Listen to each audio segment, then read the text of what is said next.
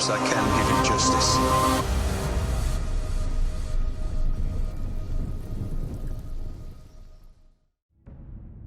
Ladies and gents, just a really quick little bonus video. I didn't realise the codex was getting updated as I played the game, which kind of makes sense because all we knew is like the different people in the family, Gregor, Lady, blah blah blah. Okay, I don't know if there's anything past this. Duncan. Oh yeah, there's a lot more stuff. All about Malcolm and everything. So when we first read it, I don't know if I read it on camera in the very, very first episode, but it was literally just giving a little bio of them. Oh, this is what they do, this is who they are in relation to... Everything kind of stems from the Forrester family, so in relation to the Forrester family, of course. But now we learn of the death and everything, so... Lord of Ironrath, Mr. Gregor Forrester. He was the Lord of Ironrath and a bannerman to House Stark. As a youth, he famously arm-wrestled Galbert Glover for the privilege of becoming the man's squire. Glover later joked that he'd gladly lose the match all over again. Gregor married Elisa Branfield, a daughter of Southern Targaryen loyalists. Before Robert Baratheon seized the Iron Throne, Gregor ascended to the lordship after his father died at the Trident and led House Forrester for 16 years until he was slain at the Twins. Then we have Lady Alyssa Forrester, of course. So Alyssa Forrester was born to the House of Branfield, a minor southern house that was destroyed during the Targaryen dynasty fell. When it fell. She'd been married to Gregor for many years when Robert's rebellion signalled her family's demise, yet she nonetheless felt conflicted between her father's loyalties and her husband's.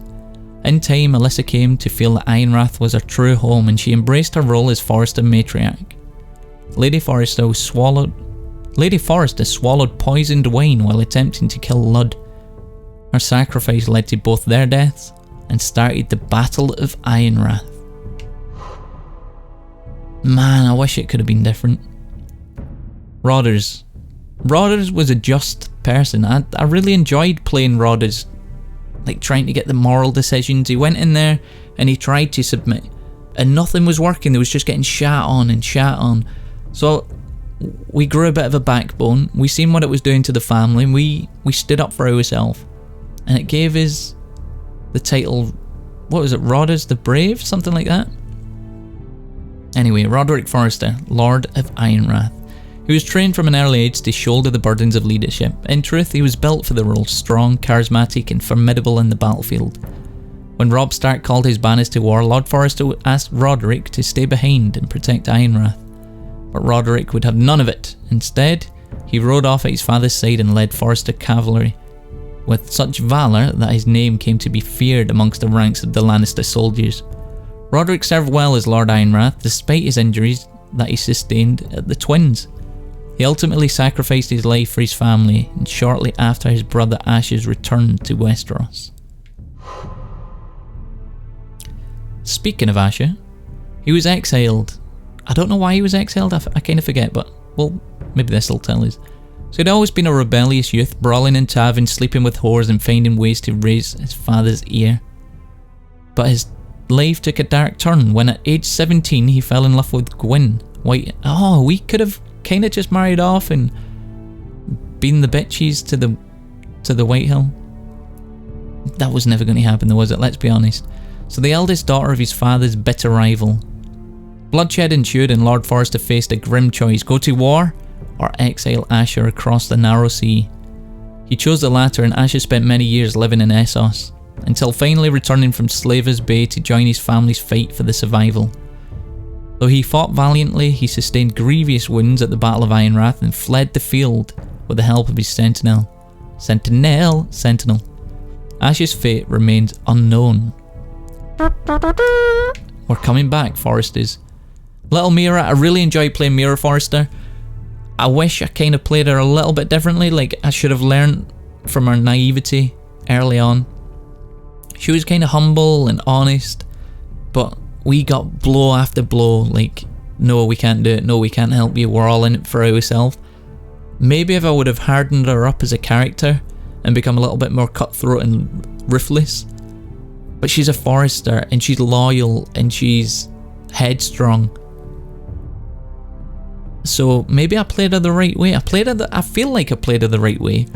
The only thing I'm like struggling with in my mind is, if I did go the other side, would she still be alive?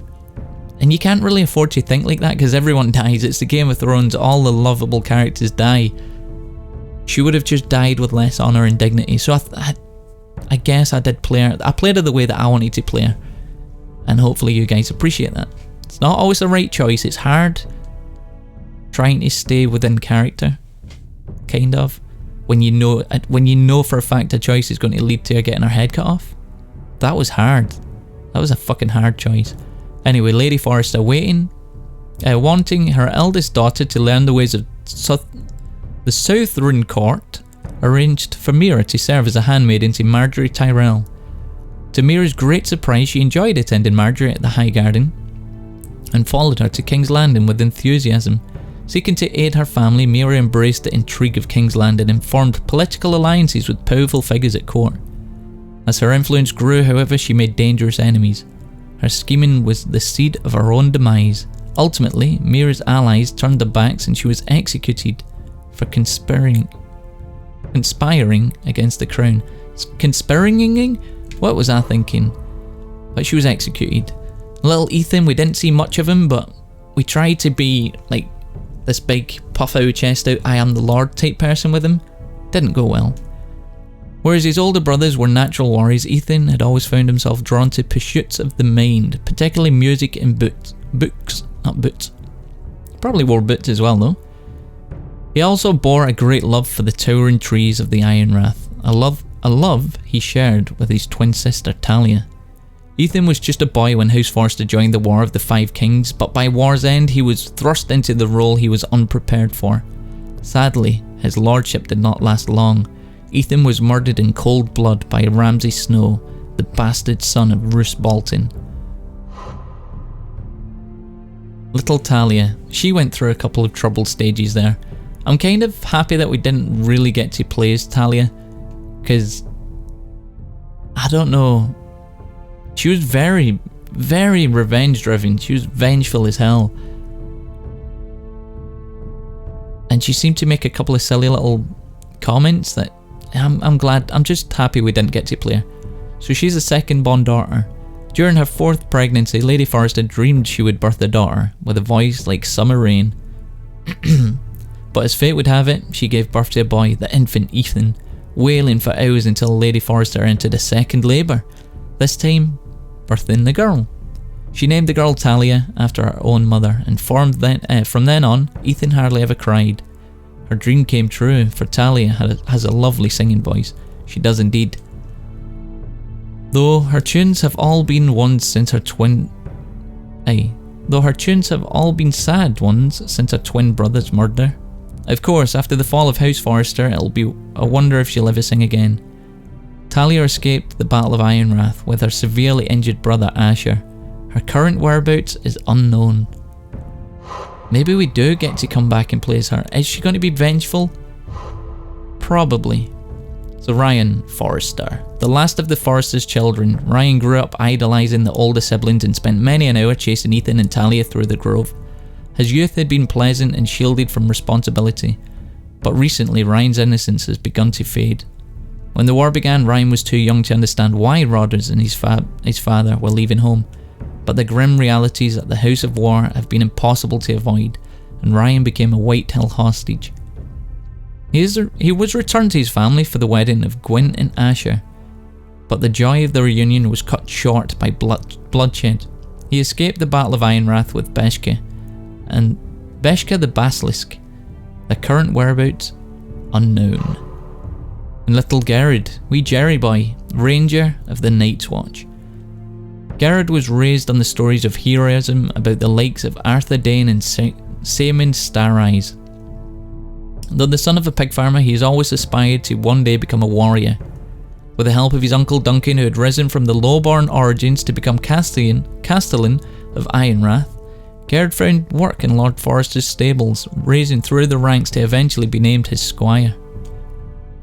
Gerard was sent to the Wall after the Red Wedding, but deserted to find the North Grove. On finally discovering the legendary copse of trees, Gerard resolved to hold it in the name of House Forrester. He now defends the grove against the increasingly frequent incursions of the dead. Good on you, Geralt. Geralt? Geralt of Rivia?